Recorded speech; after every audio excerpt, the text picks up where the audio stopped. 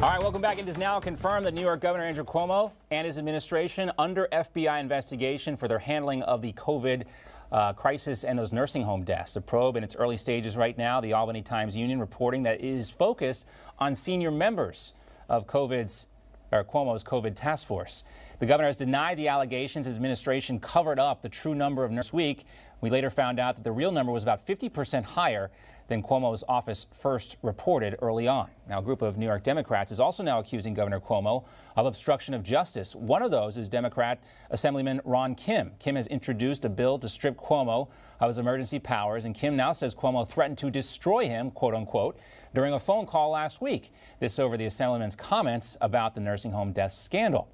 A senior advisor to Cuomo says Kim is lying about the conversation.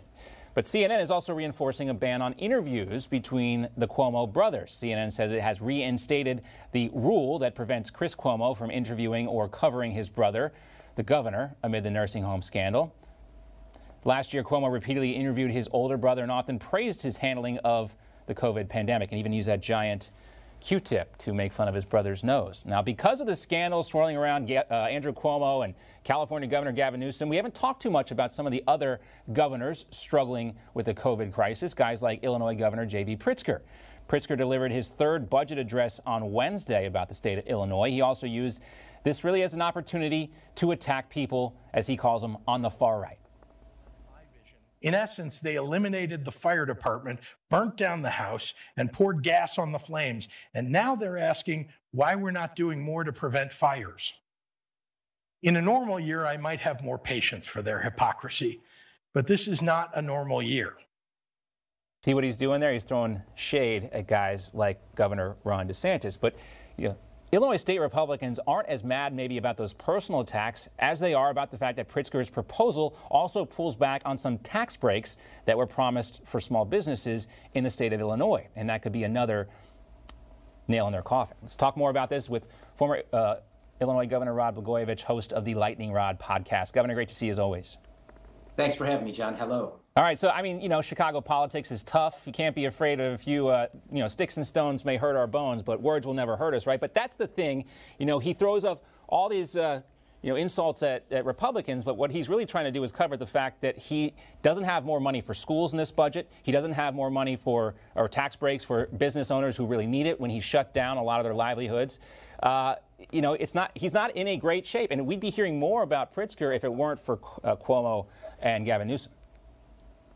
Well, I think that's right. And, more than 4,000 businesses have closed because of the policies of Governor Pritzker during the second shutdown that he required, the second lockdown, which was an overreaction. And as a result of those 4,000 businesses closing, and those were small businesses, family-owned businesses, which he would know nothing about because he was a billionaire born with a silver ladle in his mouth, inheriting the Hyatt Hotel money from his ancestors. But because those businesses closed, 140,000 men and women lost their jobs. And in his speech yesterday, he talked about, and I'm paraphrasing him, he talked about some tiny joys that have been lost because of the pandemic. Well, because of his policies, people haven't just lost a few tiny joys, they've lost their livelihoods. And business owners have lost their businesses. And what he's doing now is he's scapegoating. And this is what politicians do when they screw up.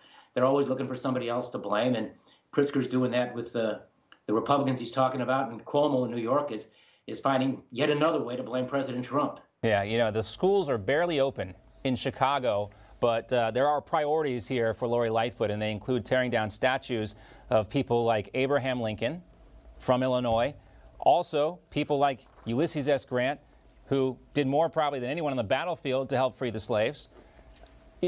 Again, they don't have the kids back in school yet, and they're talking about tearing down a statue of Abraham Lincoln. I mean, how can the people of Illinois and Chicago really accept this as a serious proposal? Well, it's maddening. And again, it's so much of what's going on today in politics is all upside down. And yes, we have a pandemic. It's been with us now for nearly a year. It's cost thousands of jobs and tens of thousands of lives. And we have governors and mayors who are trying to play a sort of shell game and sort of divert the attention of the people in another area because they have not been able to keep the public safe and protect the public health. And, you talk about Governor Cuomo and his brother. there was a show back in the 1960s called The Smothers Brothers. And those two guys back in the early stages of the coronavirus were they were an act every single day on television. Yep. It was as if Governor Cuomo saw himself as a Broadway actor opening every single day with a new performance. In the meantime, what he did was he signed an executive order that was like a death warrant that condemned 12,000 elderly people to death. They'd still be alive today had he not made the requirement that those poor people be sent to a nursing home to spread this coronavirus. But they were so interested in being performers and getting free press and establishing their credentials nationwide and becoming national personalities that they didn't do their job and protect the people. And in Governor Cuomo's case, he's in a lot of hot water because this is literally a matter of life and death. And his failed leadership has led to the death of seniors and elderly. And what do? They lie and cover up. I think he's in a whole bunch of trouble. Right. You know, you basically went to prison for 7 years for saying something, saying some expletives over the phone, Governor Blagojevich. And you got a guy like, Andrew Cuomo. You would think that if he is convicted, if this goes anywhere, he's looking at some serious trouble, as you indicated. Thanks so much, Governor Blagojevich. Take care. Thank you. Hi, Emma Reckenberg here. If you like this video, there's a whole lot more to see on Newsmax TV. You can watch for free right here on our YouTube live stream and be the first one here each time our experts break down real news. Just hit that subscribe button, ring the bell icon, and stay with us on America's fastest growing cable news channel, Newsmax TV.